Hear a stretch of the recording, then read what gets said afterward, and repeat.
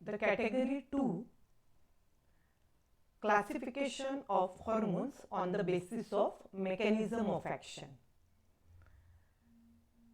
By this category, hormones are classified in two types, that is group 1 hormone and another is group 2 hormone. Now let's see what do you mean by group 1 and group 2 hormones. Remember one thing, this classification is purely based on the mechanism of their action. So let's discuss about the group 1 hormone. Now before starting this, please see this diagram. This is the mechanism of action of group 1 hormone. Now group 1 hormones, these first thing you need to remember that group 1 hormones are lipophilic in nature. Now what do you mean by lipophilic? They are soluble in fats. As they are lipophilic in nature, now these hormones, these are the group 1 hormone like estrogen. Now here, this is the plasma membrane. Okay, this is the uterine cell membrane or cell membrane of uterus. So any cell membrane is made up of or is called as plasma membrane, and plasma membrane, these are the bilayer and these are made up of lipids. You can see here all lipid molecules are present in this membrane. Now group 1 hormones, as I told you, that these are lipophilic in nature and hence they can easily pass across the plasma membrane. Can you see? These hormones can easily pass through the plasma membrane. Why? Because they are lipophilic in nature. Now these hormones bind to the intracellular receptors. As they can enter directly into the cell, so they bind to the receptors which are present in the cell. So as they can bind to the intracellular receptor, there is no need of messengers for them and hence they can directly enter. They act through the intracellular receptors located either in the cytosol or in the nucleus. Now when hormone enter into the cell and it binds to the receptor, there is a formation of hormone receptor complex or receptor hormones complex, which is also called as HRC.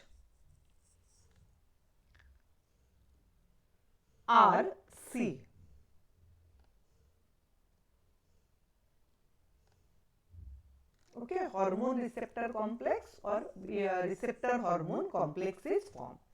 Now when this complex is formed, this hormone receptor complex bind to the specific region on the DNA.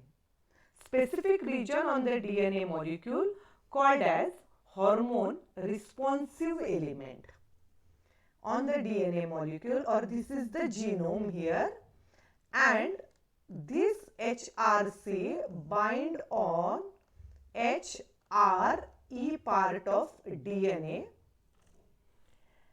that is hormone responsive element, and causes increased expression of a specific gene. Now it is believed that the interaction of HRC with HRE, hormone receptor complex and hormone responsive element, when they interact with each other, there is promote of RNA synthesis. So there is a formation of messenger RNA. It promotes initiation, elongation and termination of RNA synthesis, which in short is called as transcription process. What do you mean by transcription? That we will discuss in next semester, but synthesis of RNA in the nucleus is called as transcription. Synthesis of RNA from DNA is called as transcription process. Now here, when hormone, group 1 hormone, as these are the lipophilic in nature, they can enter through the plasma membrane and they directly attach to the intracellular receptors which and form a complex, that is a receptor hormone complex. This receptor hormone complex binds to specific region on the DNA. This is the DNA molecule, and at specific region, for example here suppose this complex attach and this region is called as hormone responsive element HRE. When HRC and HRE they interact with each other, the transcription process start and there is a formation of messenger RNA. Now this messenger RNA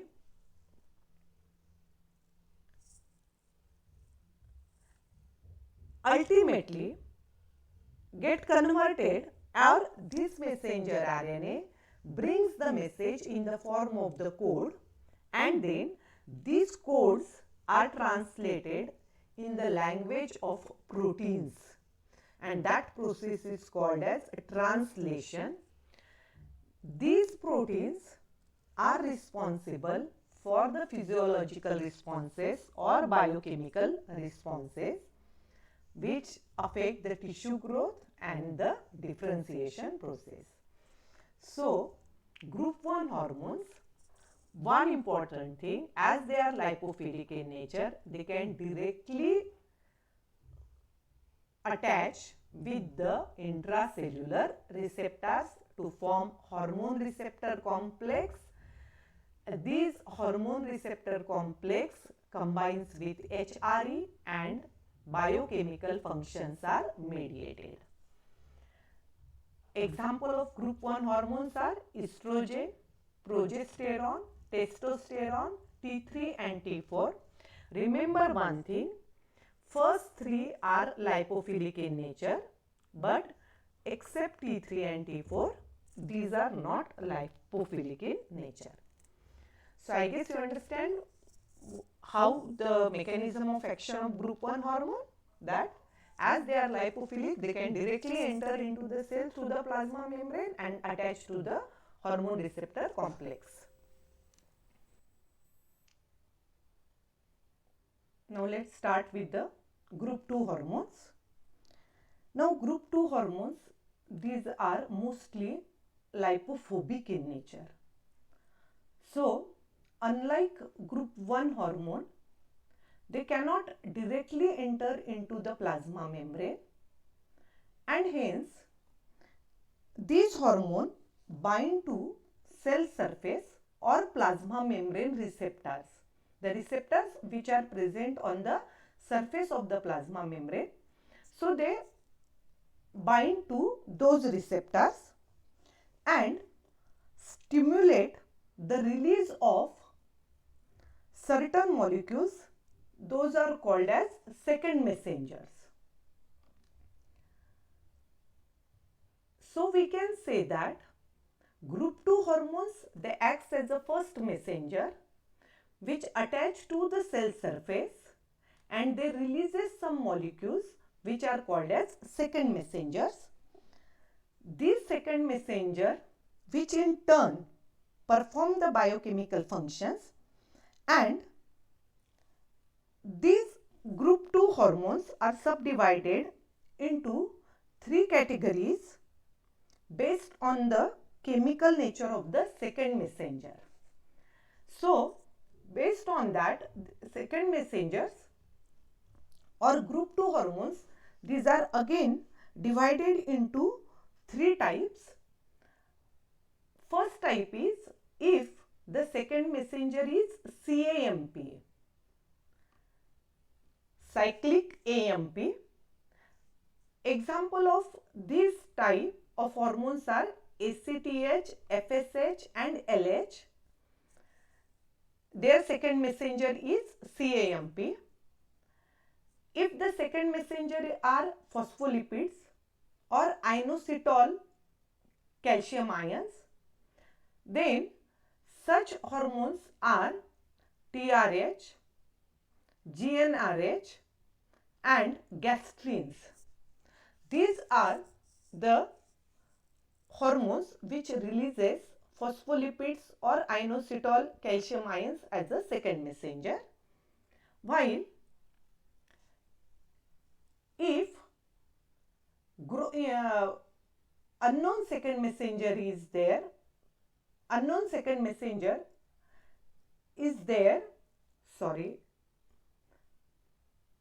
then these hormones are STH, LTH, insulin and oxytocin. Oxytocin, it should be here. So, oxytocin, insulin, LTH and STH, these hormones, they have unknown second messenger.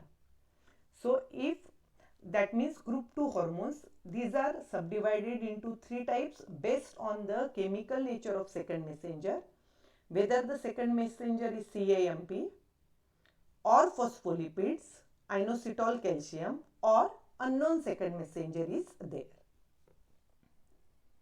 Now, let's discuss the mechanism of action of group 2 hormones. Now, as I already told you, group 2 hormones, these are mostly lipophobics, so they attach on the cell surface or plasma membrane surface and they themselves acts as a first messenger. Now, these group 2 hormones, they releases some molecules and they exert their action through these mediatory molecules, and these mediatory molecules are known as second messengers.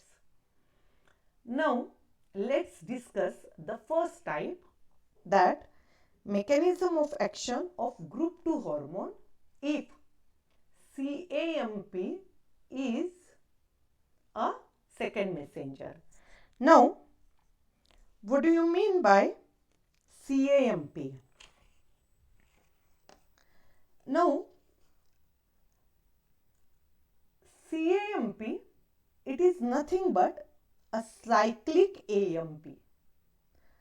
Cyclic adenosine 3-5- monophosphate is called as CAMP. This CAMP is a second messenger of ACTH, FSH and PTH hormones. As I told you, CAMP is a cyclic adenosine 3-5- monophosphate and it is an ubiquitous nucleotide. Ubiquitous means which is present everywhere. See, this is the structure of CAMP. See it carefully. Now this CAMP, it consists of nitrogenous base, that is, this part is called as adenine. Then it contains carbohydrate sugar, that is a ribose sugar, this part, and there is one phosphate group. Now you can see this is the CH2 and to this CH2 phosphate group is there. So CAMP, it consists of adenine, nitrogenous base, then ribose sugar, this is also part of ribose sugar, and to this ribose sugar phosphate group is attached. Now here the phosphate group is attached, there is a cyclic structure formed. Can you see here? And this carbon is called as 3' carbon. This carbon is called as 3' carbon. This is 4' and this carbon is 5'. Here you can see 3' carbon and 5' carbon, they are attached through the phosphate group and there is a formation of cyclic structure. That's why it is called as CAMP, that is cyclic. Adenosine, adenine and sugar is adenosine. 3' 5' monophosphate, because 3' carbon of sugar and 5' carbon of sugar attach with each other through a cyclic structure caused by phosphate group, and it is called as CAMP structure.